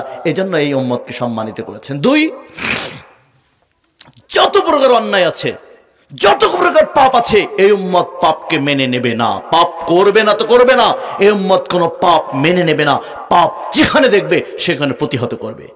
পাপ যেখানে দেখবে পাপকে প্রতিহত করতে হবে। যে বাপ হলেও পাপকে প্রতিহত করতে হবে। যদি আমার বাপ হয়, কোনো ক্ষমা নেই। এই উম্মত পাপকে প্রশ্রয় দিবে না, পাপ করার চেষ্টা করবে না। যদি হয়ে যাবে, কুল্লু বানি আদম খাত্তা আল খায়রাউন আল খাত্তাউন আত তাওয়াবুন, জেনে রাখবেন পাপ, আমি বলছি না যে আপনার পাপ হবে না, আমার পাপ হবে না। আল্লাহ নবী বলছেন প্রত্যেক বনি আদম সন্তান পাপ করবে। আল খায়রাউন আল খাত্তাউন আত তাওয়াবুন, তাদের মধ্যে সবচেয়ে শ্রেষ্ঠ হচ্ছে তারাই যারা পাপ করার পর নিজেকে শুধরে নেয়, পাপ করার পর অনুশোচনা করে, পাপকে ভুলকে ফুল রূপে ফুটিয়ে তোলে, পাপ থেকে তওবা করে। পাপ থেকে তওবা যখন করে তখন সে সেই রকম হয়ে যায় যেদিন তার মাতাকে প্রস্রাব করেছিল। এজন্য পাপ হতেই পারে। আল্লাহ তাআলা নিজেই বলছেন, ওয়া আমানু ওয়া আমালান সালিহান فَأُولَئِكَ يُبَدِّلُ اللَّهُ سَيِّئَاتِهِمْ حَسَنَاتٍ وَكَانَ اللَّهُ غَفُورًا رَحِيمًا। আল্লাহ তাআলা বলেন, নিশ্চয়ই যারা তওবা করে নেয়, ঈমানকে নবায়ন করে নেয়, নেক আমলগুলোকে অব্যাহত রাখে, فَأُولَئِكَ يُبَدِّلُ اللَّهُ سَيِّئَاتِهِمْ حَسَنَاتٍ, ওরা হচ্ছে সেই সমস্ত মানুষ যাদের অতীতের পাপগুলোকে আল্লাহ নেকি দিয়ে পরিবর্তন করে দেন। সূরা ফুরকানের 70 নম্বর আয়াত। অতএব ও তানহাউনা আনিল মুনকার, পাপকে তারা ফিরে আসবে নিজেরা এবং ফিরবে এবং খালি ফিরবে না, ফেরাবে। বিড়ি খালি খাবে না, খাওয়া বন্ধ করবে না। বিড়ি নিজে খাবে না তাই নয়, বিড়ি খাওয়া বন্ধ করবে। সিগারেট খালি খাবে না তাই নয়, সিগারেট খাওয়া বন্ধ করে দেবে। জর্দা খালি খাবে না তাই নয়, জর্দা খাওয়া বন্ধ করে দেবে। পানের সাথে তামাক খালি খাবে না তাই নয়, খাওয়ার যত আয়োজন আছে সমস্ত আয়োজন বন্ধ করে দিতে হবে। আমার মাকে নিয়ে এসেছিলাম গত প্রোগ্রামে, শুনেছিলেন না? উনি পীরের মেয়ে। কেন নিয়ে এসেছিলাম তার কারণ হলো খুব বৃদ্ধা মানুষ, হাঁটতে পারে না। তারপর আমি কোলে করে নিয়ে তাকে হজ করেছি, কোলে করে নিয়ে। তো এরপরও আমি অনেকে নিয়ে এসেছি এজন্য যে তুমি জীবনে বহুত পাপ দেখেছো, তোমরা পীড়িত পরিবারে ছিলে, আমিও সেই পরিবারে জন্মগ্রহণ করেছিলাম। আপনাদের তো সৌভাগ্য যে আপনারা আহলুল হাদিস বা আহলে হাদিস পরিবারে জন্মগ্রহণ করেছেন, এটা আপনাদের চরম সৌভাগ্যের। কিন্তু আমি বাংলাদেশের সবচেয়ে নিকৃষ্ট বেদাতি পরিবারে, পীর পরিবারে আমার জন্ম হয় এবং সেখানে আমার পড়াশোনা, সেখানে আমার বেড়ে ওঠা। তো এখন আমার মায়ের যখন আমি বলেছিলাম, মা আমার আল্লাহর সাথে যদি তুমি শিরিক করো আমি তোমার সাথে ভালো আচরণ করব, কিন্তু আমি তোমার এই পাপাচারের মধ্যে আমি লিপ্ত থাকবো না। তোমার বাবা মা, তোমার ভাইদের যে পাপাচার চলছে এই পাপাচারে আমি থাকতে পারবো না, এবং আমি তোমাকে দোয়া করছি, আমি যেহেতু তোমার সন্তান আমি তোমাকে বাধ্য করতে পারছি না, মা আমি তোমার জন্য দোয়া করছি আল্লাহ যেন এই তোমার নিকৃষ্ট পাপাচার থেকে যেন ফিরিয়ে আনে। আমি বারবার মাকে বলতাম, এটা ছিল মায়ের প্রতি আমার ও তানহাউনা আনিল মুনকার, পাপের প্রতি কড়া কঠোরতা। কারণ মাকে আমি তো চড় মারতে পারি না, থাপ্পড় মারতে পারি না, জোর করে ধমক দিয়ে কথা বলতে পারি না, এটা আমার জন্য আল্লাহ হারাম করেছেন। আমার হিকমা অবলম্বন করে বলেছি, মা তুমি যদি মারা যাও আমার হাত, আমার বাড়ি সাতক্ষীরায়, আমার বাড়ি বর্তমান ঢাকায়, আমি টাঙ্গাইলের মানুষের জন্য দোয়া করব, কিন্তু মা তোমার জন্য আমার হাত উঠবে না তুমি যদি মারা যাও। মা আমাকে বলেন, বাবা তুমি আলেম, তুমি আমার জন্য দোয়া করো। আমি বললাম, মা তুমি যদি শিরকের মধ্যে থাকো আমি ঠাকুরগাঁওর মানুষের জন্য দোয়া করব। ঠাকুরগাঁও একজন বৃদ্ধা যদি মারা যায়, আমার মুসল্লি ছিল, আমার মসজিদ আমার পিছনে সালাত পড়েছে, অথবা আমার মাহফিলে এসেছে, আমার কানে যদি তার কথা পৌঁছায় আমি হাত তুলে আমার বোনের জন্য আমি দোয়া করব। কিন্তু মা তুমি আমার মা, কিন্তু তোমার সাথে রয়েছে আমার রক্তের সম্পর্ক, তোমার পেট থেকে আমি জন্মগ্রহণ করলেও আমি তোমার জন্য দোয়া করতে পারবো না, কারণ মুশরিকদের জন্য আল্লাহ দোয়াকে হারাম করেছেন। এই ইসলাম চলবে না, তোমাদের এই ইসলাম নয়, মদিনার ইসলাম, 1450 বছর আগের ইসলাম, যে ইসলাম কোরআনে আছে, যে ইসলাম হাদিসে আছে, ওইটার নাম আমি ইসলাম মনে করি। তোমাদের এই নোংরামিকে আমি ভণ্ডামি মনে করি, দ্বীনের নামে অধর্ম মনে করি, ধর্মের নামে অধর্ম মনে করি, এটা আমি মানি না। ও তানহাউনা আনিল মুনকারের নাম। মায়ের ব্যাপারে বলছি, মা সর্বশেষ মায়ের সাথে আমার যে যুদ্ধ, সেটা হলো আমার মা এখনো পর্যন্ত উনি পান জর্দা তামাক একসঙ্গে খেতেন, এবং আমাদের পীর পরিবারের এটা পান খাওয়া দেখবেন যে ওরা সুন্নাত মনে করে। আমি কয়েকদিন আগে বললাম, কিরে তোরা ছোট ছোট মাদ্রাসার ছেলেরা আমাদের ছাত্র বয়সী একটু বক্তব্য দেয় বিভিন্ন জায়গায়, বললাম যে কিরে তোরা এভাবে পান খেয়ে গালটা লাল করে ফেলেছিস, তো বলছে আল্লাহ রসুল পান খেতেন। ঠাস করে বলে দিল, মানে বিন নামে দিয়ে ওরা সুন্নাত বানাই নিয়েছে, ওরা খাবে এখন কি করছে সুন্নাত বানাই নিয়েছে। কত বড় শয়তান, নবী নাকি পান খাইতো, নাউজুবিল্লাহ। তো যাই হোক, পুরো বাংলাদেশে দেখবেন যে এক শ্রেণী এরকম আছে যারা পান খাওয়াটা ইসলাম মনে করে। তো ভালো কথা, মাকে আমি সর্বশেষ মাকে বললাম, মা তুমি সর্বোচ্চ পানটা চিবিয়ে খাও, কিন্তু পানের সাথে যে তামাক বা জর্দা এটাকে বাদ দিতে হবে, তাহলে তোমার জন্য জান্নাত হারাম হয়ে যাবে। লা ইয়াদখুলুন্নাল জান্নাতা মুদমিনুল খামর, ইবনে মাজাহ 3434 নম্বর হাদিস দিয়ে আমি তাকে বললাম, আমি আপনাকে গল্পের ছলে দিন শেখাচ্ছি, এখানেও হাদিস নিয়ে আসছি। আল্লাহ নবী বলছেন, লা ইয়াদখুলুন্নাল জান্নাতা মুদমিনুল খামর, জান্নাতে প্রবেশ করবে না কোনো নেশাজাত দ্রব্য পানকারী, জান্নাতে প্রবেশ করবে না কোনো নেশাজাত দ্রব্য পানকারী। ইবনে মাজাহ 3434 নম্বর হাদিস। আবি দারদা জিয়ালা রাসূল, লা ইয়াশরবুল খামর, খবরদার তোমরা নেশা খাবে না, ফাইন্নাহু মিফতাহু কুল্লা শাররিন। শোনো, পৃথিবীতে যত অকল্যাণ আছে, পৃথিবীতে যত অঘটন আছে, পৃথিবীতে যত রাহাজানি আছে, কুল্লা শাররিন, সমস্ত রাহাজানি, সমস্ত অঘটন, সমস্ত অকল্যাণের ফাইন্নাহু মিফতা, নেশা হলো চাবি। তার মানে নেশা হলো চাবি। নেশা খেলে সমস্ত অকল্যাণ অঘটনের তালা খুলে যায়। আল্লাহ নবী এ কথা বলছেন। ইবনে মাজাহ 3449 নম্বর হাদিস। কি করবেন? মাকে বললাম, মা জান্নাতে যাবে না, আল্লাহ রাসূল বলছেন দিন রাত যাবে না, কিয়ামত হবে না। এটাও আখিরি জামানার হাদিস। যতদিন পর্যন্ত আমার একদল উম্মত মদ খাবে কিন্তু ভিন্ন নামে, মদ খাবে কিন্তু ভিন্ন। মান কানা ইউমিনুনা বিল্লাহি ওয়াল ইয়াউমিল আখির, মান কানা ইউমিনুনা বিল্লাহি ওয়াল ইয়াউমিল আখির, মান কানা ইউমিনুনা বিল্লাহি ওয়াল ইয়াউমিল আখির ফালা ইয়াশরবুল খামর ফাইন্নাহু মান কানা ইউমিনুনা বিল্লাহি ওয়াল ইয়াউমিল আখির ফালা ইয়াজলিস আলা মাইদাতিন ইশরাব আলাইহিল খামর। আল্লাহ রাসূল বলছেন দিন রাত যাবে না, কিয়ামত হবে না যতক্ষণ আমার উম্মতের একদল মদ পান করবে ডাইরেক্ট, কিন্তু ভিন্ন নামে করবে। তোমাদের মধ্যে যে ব্যক্তি আল্লাহ এবং আখিরাতে বিশ্বাস রাখো সে যেন এই নেশার ধারে না যায়। ফাইন্না মান কানা ইউমিনুনা বিল্লাহি ওয়াল ইয়াউমিল আখির, তোমাদের মধ্যে যে ব্যক্তি আল্লাহ এবং আখিরাতে বিশ্বাস রাখো সে যেন যেখানে নেশা পান করা হয় ফালা ইয়াজলিস, সেখানে যেন না বসে। ইশরাব আলাইহিল খামর, যেখানে নেশা পান করা হয় সেখানে যেন না বসে। তার মানে জর্দা খাওয়া তো যাবেই না। মিশকাতুল মাসাবি এছাড়া মুসনাদে আহমদের 12,447 নম্বর এই হাদিস অনুযায়ী যেখানে নেশা তো খাওয়া যাবেই না। আল্লাহ রাসূল বলছেন যেখানে যে আল্লাহ এবং আখিরাতে বিশ্বাস করে সে যেন নেশাখোরের পাশে না বসে। আমি বললাম মা তুমি আমার মা হলেও তোমার পাশে আমি বসা আমার জন্য জায়েজ নাই। তার মানে বিষয়টা মারাত্মক না? এভাবে বলতে হবে। ও তানহাউনা আনিল মুনকার, এই উম্মত আখিরি জামানার উম্মতের বিশেষ বৈশিষ্ট্য হলো তারা যেখানে পাপ দেখবে সেখানে পাপকে প্রতিহত করবে। যেখানে যে কথা দিয়ে চলে, ছাত্র যদি হয় সবজ মুক্তাদির যদি বিটা যায় মুক্তাদির রাখো ফেলে দাও সিগারেট, মুক্তাদিরকে আমি এভাবে বলতে পারি, কিন্তু মাকে আমি ভিন্ন স্টাইলে বলেছি মা আমি তোমার জন্য দোয়া করতে পারবো না, মা তোমার পাশে আমার বসা আমার রাসূল নিষেধ করেছেন, আল্লাহ রাসূল নিষেধ করেছেন তোমার পাশে আমি বসতে পারবো না। তোমার শিওরে তুমি অসুস্থ হলে তোমার সেবা করার জন্য আল্লাহ আমাকে আদেশ করেছেন, কিন্তু আমি কিভাবে আদেশ পালন করব? আমার রাসূল বলছেন তোমার পাশে আমার বসা যাবে না। যে আল্লাহ এবং আখিরাতে বিশ্বাস করে যেখানে নেশা পান করা হবে সেখানে তারা বসতে পারবে না।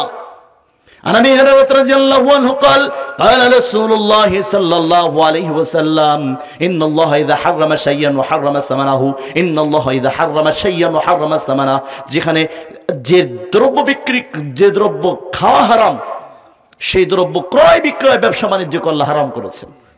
তার মানে নেশা তো খাওয়া যাবে না। মা আমাকে বলতো বাবা তুমি আমার জন্য একটু জর্দার একটু সুপারি কিনে নিয়ে এসো। তা আমি বললাম আমার মাকে আমি হাদিস শুনিয়ে বললাম ইন্নাল্লাহা ইযা হারামা শাইআন ওয়া হারামা সামানাহু ক্বালা রাসূলুল্লাহ সাল্লাল্লাহু আলাইহি ওয়াসাল্লাম, মা আমার রাসূল বলেছেন দ্রব্য যেটা খাওয়া হারাম সেটার ক্রয় হারাম, সেটা বিক্রয় হারাম, সেটা ব্যবসা হারাম, সেটা বাণিজ্য করা হারাম। যেই হোক না কেন তার সামনে আপনাকে বলতে হবে, একথা বলতে হবে। বলেন হারাম কেন? আপনি শ্রেষ্ঠ কেন? আখিরি জামানার এই পয়গম্বরের উম্মতকে সবচেয়ে শ্রেষ্ঠ করা হচ্ছে, এদের চেয়ে শ্রেষ্ঠ কোনো জাতি আসেনি। কারণ মুসার উম্মতকে কথা বলার অধিকার তার উম্মতের ছিল না, জানেন এটা? আল্লাহ তাআলা কোরআনের মধ্যে বলেন মূসাকে আমি বললাম মূসা তুমি যাও এলা ফিরাউনের কাছে যাও, দাওয়াত দাও, ফিরাউনের কাছে চলে যাও। মূসা প্রত্যুত্তরে আল্লাহকে বলল আল্লাহ আমার তো জিহ্বায় জড়তা আছে, তুমি আমার ভাই হারুনকে আমার সাথে পাঠাও, কিন্তু নবী বানিয়ে পাঠিয়ে দাও। কারণ দিনের দাওয়াত আল্লাহ তাআলার পথের কথা আদেশ করা, হালালকে আদেশ করা, ইবাদতের কথা আদেশ করা, ভালো কাজের পথে আদেশ করা এবং খারাপ পথে নিষেধ করা, আল্লাহর পথে ডাকা, এই কাজটা শুধুমাত্র আমার রাসূলের পূর্বের নবীগণের মধ্যে শুধুমাত্র এই দায়িত্ব ছিল নবীদের। এই দায়িত্ব কাদের ছিল? নবীদের। এই দায়িত্ব উম্মতের ছিল না। নবীদের সাথে তারা থাকতেন কিন্তু উম্মতরা দায়িত্ব পালন করতেন না। কিন্তু আমার নবী নেই, কিন্তু নবীর দায়িত্ব হচ্ছে এই উম্মতের। যে কারণে কুনতুম খায়রা উম্মাতিন, বুখারী ইমাম বুখারী তাই হাদিস এনেছেন কাইফা আনতুম, আল্লাহর রাসূল নিজের জবান মোবারক দিয়ে বললেন তোমাদের সেদিন কেমন লাগবে যেদিন ঈসা ইবনে মারইয়াম জমিনে আসবেন, কিন্তু নেতৃত্ব নির্বাচন হবে তোমাদের পক্ষ থেকে, তোমাদের মধ্য থেকে। আল্লাহ রাসূল সাল্লাল্লাহু আলাইহি সাল্লাম তখন বললেন যে ঈসা ইবনে মারইয়ামের জন্য ইমাম মাহদির জন্য ইকামাত দেওয়া হবে। ঈসা চলে আসলেও তখন তিনি বলবেন এই উম্মতকে আল্লাহ তাআলা শ্রেষ্ঠত্ব দান করেছেন। এই শ্রেষ্ঠত্বর অপর কারণ হলো আমি 2 নম্বর কারণে পর্যায়ে বললাম সূরা আল ইমরানের 110 নম্বর আয়াতের দ্বিতীয় অংশ, ওয়া তানহাউনা আনিল মুনকার, যেখানেই পাপ দেখবে, যেখানেই যে কথা চলে, যেখানে শ্রম চলে, যেখানে হাত চলে হাত চালান, যেখানে পা চলে সেখানে পা চালান, যেখানে মুখ চলে সেখানে মুখ চালান, যেখানে হাত পা মুখ কিছুই চলে না সেখানে অন্তর চালাও। কি চালাবা? অন্তর চালাও, অন্তর দিয়ে পাপকে ঘৃণা করো, আলাদা করে দাও যে আমি এই পাপ মানি না, মানব না। ও তানহাউনা আনিল মুনকার, পাপ কাজকে ভাবে ঠেকিয়ে দাও। কারণ হলো ঈসা ইবনে মারিয়াম একমাত্র নবীর আরেকটা বৈশিষ্ট্য, সপ্তম বৈশিষ্ট্য, আল্লাহ তাআলা আদমকে আদম বলেছেন কোরআনের মধ্যে, এমনকি মুহাম্মদকে মুহাম্মদ রাসূলুল্লাহ বলেছেন। কিন্তু ঈসার নাম যখন নিয়েছেন তখন ঈসা ইবনে মারিয়াম বলেছেন, কারণ ঈসার মায়ের সাথে ঈসার নামকে সংযুক্ত করে বলেছেন, যে টোটাল কোরআনে যে কোনো নবীর থেকে আলাদা। আপনি পড়ে দেখেন, নূহকে নূহ ডেকেছেন, মূসাকে মূসা ডেকেছেন, ইব্রাহিমের মতো নবী যাকে আল্লাহ বলেছেন সালামুন আলা ইব্রাহিম, আমার ইব্রাহিমের উপর সালাম, কিন্তু ইব্রাহিমের নামটা শুধু ইব্রাহিম বলেছেন। কিন্তু যতবার আমার নবী ঈসার নাম আল্লাহ নিয়েছেন ততবার বলেছেন ঈসা ইবনে মারিয়াম, তার মানে মারিয়ামের ছেলে ঈসা। সুন্দর করে এটা আল্লাহ তাআলার বিশেষ সম্মান করে তাকে ডেকেছেন কোরআনের মধ্যে।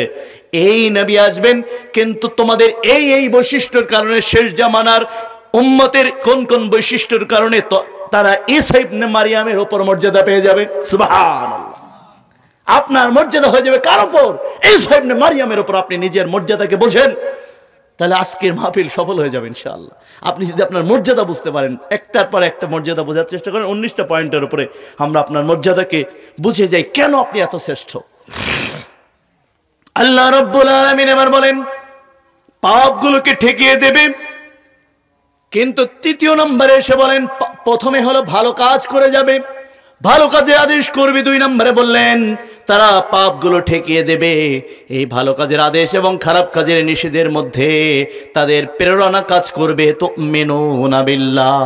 দুনিয়ায় কারোর বাহবাহ পাওয়ার জন্য নয়, দুনিয়ার কোনো মানুষের নেতা হওয়ার জন্য নয়, নেতৃত্ব পাওয়ার জন্য নয়, অন্য কোনো উদ্দেশ্য তাদের নয়, বরং তুমিনুনা বিল্লাহ, আল্লাহর ওপর দৃঢ় ঈমানের প্রশ্নে তারা মানুষকে হক এবং নেক কাজের প্রতি আদেশ করবে এবং পাপাচার থেকে তারা ফিরাবে।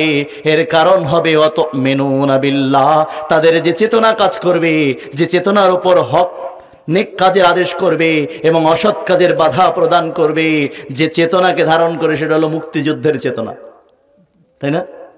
তাহলে ধর্মনিরপেক্ষতাবাদী চেতনা, তারপরে হচ্ছে গণতান্ত্রিক চেতনা, সমাজতান্ত্রিক চেতনা।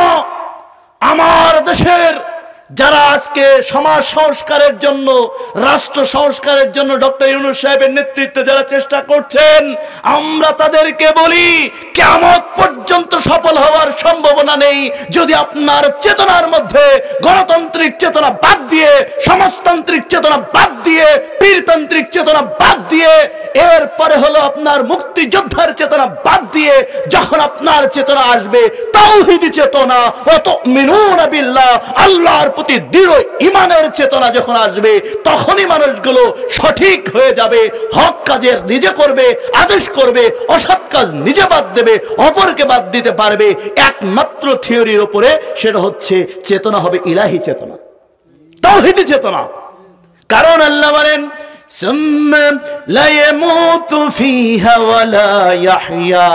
আমি যেভাবে তোমাদের সাজা দেব সেদিন তোমাদের কেউ বেঁচেও থাকবে না, কেউ মারাও যাবে না।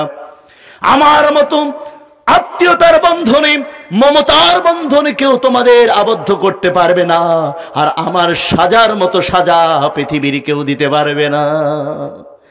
যখন মানুষগুলো এই ভয়ে তাদের হৃদয়ের মধ্যে ঢুকবে, তাওহীদ এই চেতনা যখন হৃদয়ের মধ্যে ঢুকবে, জনসম্মুখেও নয়, একাকী আধার রাতের মধ্যেও সে নিজেকে পাপ থেকে নিজেকে ঠেকাবে এবং জাতিকে ঠেকানোর চেষ্টা করবে, তখনই একটা আদর্শ রাষ্ট্র গঠন হয়ে যাবে। এই হচ্ছে আদর্শ রাষ্ট্র গঠনের সবচেয়ে গুরুত্বপূর্ণ হচ্ছে আল্লাহর প্রতি তাওহীদি চেতনার ব্যাপারে সমস্ত দল, সমস্ত মত, রাজা, প্রজা, প্রেসিডেন্ট, প্রধানমন্ত্রী সকলে মিলে এক জায়গায় এসে শ্রেষ্ঠত্বের চেতনায় ঐক্যবদ্ধ হয়ে বলবে অতুমিনুনা বিল্লাহ, তারা আল্লাহর প্রতি ঈমানের প্রশ্নে দৃঢ় থাকবে, দৃঢ় চেতা ঈমানদার হয়ে যাবে। যখন হবে তখন হবে এই জাতি হলো সবচেয়ে শ্রেষ্ঠ জাতি হয়ে যাবে। তার মানে হলো বাংলাদেশকে যদি পুরা বিশ্ব ব্রহ্মাণ্ডের মধ্যে সবচেয়ে শ্রেষ্ঠ জাতির আসনে বসাতে হয়, শ্রেষ্ঠ রাষ্ট্রের আসনে অধিষ্ঠিত করতে হয়, তাহলে সর্বপ্রথম এই রাষ্ট্রের জনগণকে, এই রাষ্ট্রের প্রধানমন্ত্রী পরিচালকদেরকে তাওহীদের চেতনায় ফিরে আসতে হবে। আল্লাহ তাআলার ঈমানের প্রশ্নে কোনো আপোষ করা চলবে না। যদি তাই হয় তাহলে এই উম্মত হবে, এই জাতি হবে সবচেয়ে শ্রেষ্ঠ জাতি, এই জাতি হবে সবচেয়ে শ্রেষ্ঠ জাতি। এমনকি ইমাম মাহদী পর্যন্ত, ইমাম ঈসা আলাইহিস সালাতু ওয়াস সালাম পর্যন্ত তাদেরকে এসে সমূহ করবে এই তাওহীদি চেতনার উপরে। এজন্য আমার ভাইয়েরা, আল্লাহ সুবহানাহু ওয়া তাআলা তাই এই উম্মতকে ডেকে বলেছেন, ইন্নাদ দীনা ইনদাল্লাহিল ইসলাম, আপনাদের জন্য জীবন ব্যবস্থা হিসেবে আল্লাহ দিয়েছেন ইসলাম। কি দিয়েছেন? ওয়া মান ইয়াবতাগি গায়রাল ইসলামি দীনান, আল্লাহ রাব্বুল আলামিন বলেন, অতএব তোমাদের জন্য একমাত্র শুধুমাত্র আখিরি জামানার উপরে, আখিরি জামানার নবীদের উপরে যে দিন দেওয়া হয়েছে, পূর্বে একই দিন ছিল, ইন্নাদ দীনা ইনদাল্লাহিল ইসলাম, তোমাদের জন্য আল্লাহ মনোনয়ন দিয়েছেন কি? ইসলাম। সূরা আলে ইমরানের 19 নম্বর আয়াত, ও আলে ইমরানের 85 নম্বর আয়াতে গিয়ে বলছেন, ওয়া মান ইয়াবতাগি গায়রাল ইসলামি দীনান, ইসলাম ব্যতীত যদি তোমরা অন্য কোন দিন, অন্য কোন মতদর্শ অনুসরণ করো, ফালা ইয়াকবাল মিনহু, তাদের কাছ থেকে সেটা গ্রহণ করা হবে না, ওয়া হুয়া ফি আখিরাতি মিনাল খাসিরিন, আখিরাতে তারা চূড়ান্তভাবে ধ্বংস হয়ে যাবে। তার মানে হলো আল্লাহ তাআলা যে ধর্ম দিয়েছেন, যে দিন দিয়েছেন, যে জীবন ব্যবস্থা দিয়েছেন, এটা বাদ দিয়ে যদি গণতন্ত্র, সমাজতন্ত্র, অন্য কোন তন্ত্র, মার্ক্সবাদ, লেনিনবাদ, অন্য কোন মতবাদ যদি তোমরা মেনে নাও, আল্লাহ বলছেন তোমাদের কাছ থেকে তা গ্রহণ করা হবে না। তখন আল্লাহর সাথে তোমাদের শিরিক হয়ে গেল। তুমিনুনা বিল্লাহ, আল্লাহর প্রতি দৃঢ় ঈমান আর থাকলো না। এজন্য এই উম্মত, আখিরি জামানার এই উম্মতের মধ্যে সবচেয়ে বড় অংশ জাহান্নামী হয়ে যাবে। তার কারণ হলো আল্লাহর প্রতি দৃঢ় ঈমানের প্রশ্নে তারা সরে যাবে। আল্লাহ তাআলা নিজেই বলেন, সূরা সাজদা 32 নম্বর সূরার 21 নম্বর পারার 12 নম্বর আয়াত, ওয়ালাউ তারা ইজিল মুজরিমুনা নাকিসু রুসিহিম ইনদা রাব্বিহিম রাব্বানা আবসারনা ওয়া সামি'না ফারজি'না না'মাল সলিহান ইন্না মুকিনুন। আল্লাহ সুবহানাহু ওয়া তাআলা বলেন, হে নবী, তুমি যদি সেদিন দেখতে কিয়ামতের দিন, ওয়ালাউ তারা ইজিল মুজরিমুনা নাকিসু রুসিহিম ইনদা রাব্বিহিম, তোমার রবের দরবারে মানুষগুলো ঝাঁকে ঝাঁকে এসে মাথা নিচু করে, দুহাত জোড় করে মাথা নিচু করে বলবে, রব্বানা, হে আমাদের রব, আবসারনা ওয়া সামি'না, জাহান্নামের বিভীষিকাময় আযাব আমরা চোখে দেখতে পাচ্ছি এবং কানে শুনতে পাচ্ছি, ফারজি'না, আমাদের একটু পাঠিয়ে দাও, না'মাল সলিহান, আমাদের একটু দুনিয়ায় পাঠিয়ে নাও, না'মাল সলিহান, আমরা একটু নেকামল করে আসি, ইন্না মুকিনুন, এবং দৃঢ় বিশ্বাসী হয়ে আসি। তার মানে ইন্না মুকিনুন, এই কথাটা তারা বলবে। সূরা সাজদার 12 নম্বর আয়াত খুলে দেখবেন যে আল্লাহ তাআলা বলছেন তারা দৃঢ়তার সাথে ঈমানের কথা বলবে, কারণ ঈমানের প্রশ্নে তারা কোনো আপোষ করবে না, এই কথা কিয়ামতের মাঠে স্বীকৃতি দেবে। কিন্তু এখন গণতন্ত্রের পিছনে ছুটবে, নেতার পিছনে ছুটবে, নেত্রীর পিছনে ছুটবে, এ কথা ভুলে গিয়েছে যে মানুষকে আল্লাহর প্রতি ঈমানের প্রশ্নে এই শেষ জামানার উম্মতকে দৃঢ় ইস্পাত, কঠিন দৃঢ় থাকতে বলেছেন নবী মুহাম্মদ রাসূলুল্লাহ সাল্লাল্লাহু আলাইহি ওয়াসাল্লাম। এখান থেকে যখন মানুষগুলো দূরে সরে যাবে, তখন তাদেরকে জাহান্নামের কীট বানানো হবে। সে কথা আল্লাহ বলছেন, ওয়ালাউ শি'না লা আতাইনা কুল্লা নাফসিন হুদাহা ওয়ালাকিন হাক্কাল কাওলু মিন্নী লাআমলান্না জাহান্নামা মিনাল জিন্নাতি ওয়ান নাসি আজমাইন। আল্লাহ নবী আল্লাহ তাআলা বলছেন, আমি তাদের উত্তরে বলবো, না নেকামল করার জন্য দুনিয়ায় নয়, বরং তোমরা যেভাবে দুনিয়ায় আমাকে ভুলে গিয়েছিলে, তো আজকে আমি তোমাদেরকে ভুলে যাব এবং আমি জিন এবং মানুষ দিয়ে জাহান্নামকে পূর্ণ করে ছাড়ব। তার মানে আমার ভাইয়েরা, সূরা সাজদার 13-14 নম্বর আয়াত, তার মানে আজকে যদি ঈমানের প্রশ্নে আখিরি জামানার নবীর উপর জিম্মাদারি হলো ঈমানের প্রশ্নে তাদের দৃঢ়চেতা হতে হবে। ঈমানের প্রশ্নে যদি দৃঢ়চেতা হতে না পারে, তাহলে তাদেরকে জাহান্নাম দিয়ে পূর্ণ করা হবে, এই কথা আল্লাহ তাআলা বলছেন।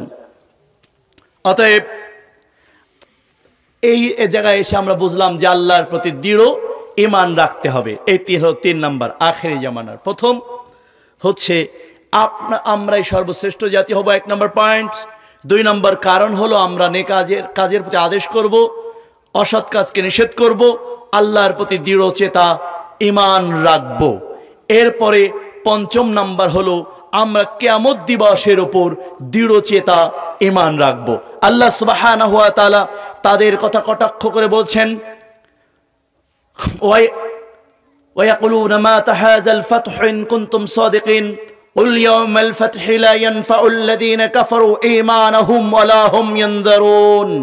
আল্লাহ তাআলা বলেন তাদের কথা, শেষ জামানার কিছু মানুষগুলো নবীর কাছে এবং নবীর উম্মতের মধ্যে যারা নেতৃস্থানীয় থাকবে তাদের কাছে এসে বলবে ওয়ায়াকুলুনা মাতা হাযাল ফাতহু ইন কুনতুম সাদিকিন। তারা কিয়ামত নিয়ে হাসাহাসি করবে। কিয়ামত নিয়ে কি করবে?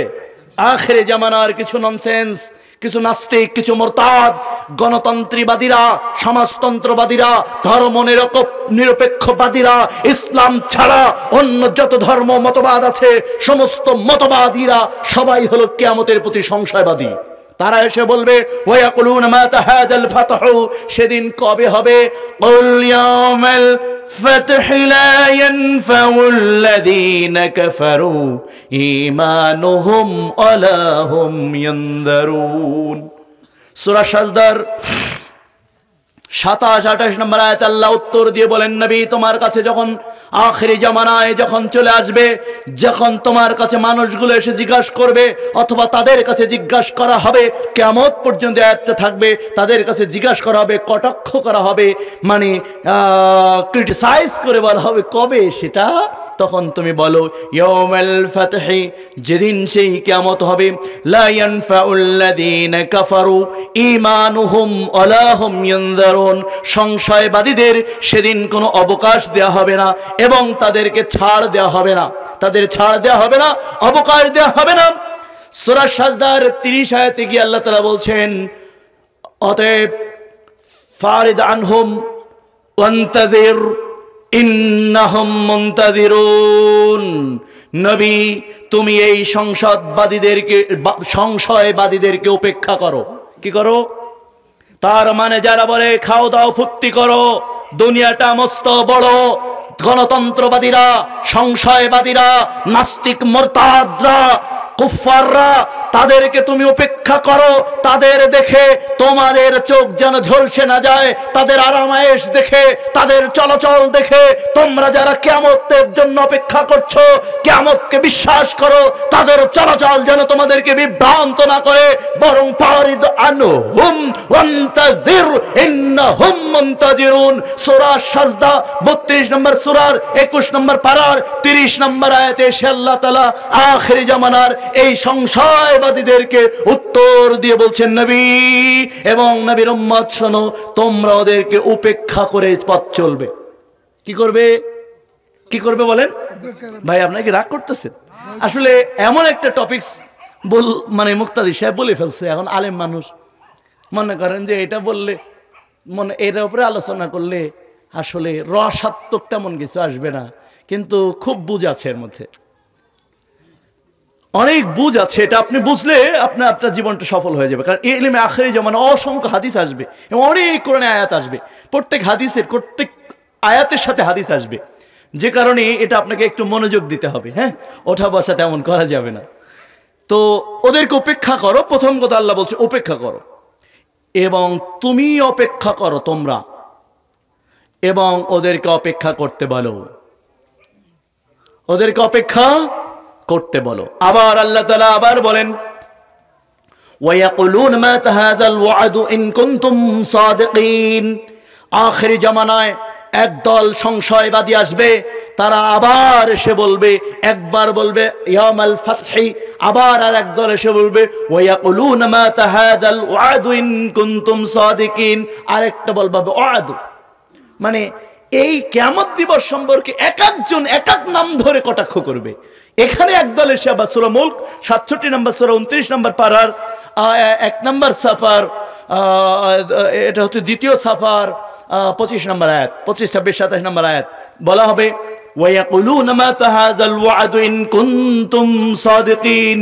তোমরা যদি সত্যবাদী হয়ে থাকো, মানে এই মিথ্যাবাদীরা, এই সংশয়বাদী কুফফারের গোষ্ঠী আবার উল্টে আমাদেরকেই বলবে তোমরা তোমাদের কথার সত্যায়ন করো, সেই কিয়ামতকে দেখাও। ওয়ায়াকুলুনা মাতা হাযাল ওয়াদু ইন কুনতুম সাদিকিন, বলো তোমাদের সেই কিয়ামত, যে কিয়ামতের ভয় দেখাও আমাদেরকে, তোমাদের সেই কিয়ামত কবে হবে।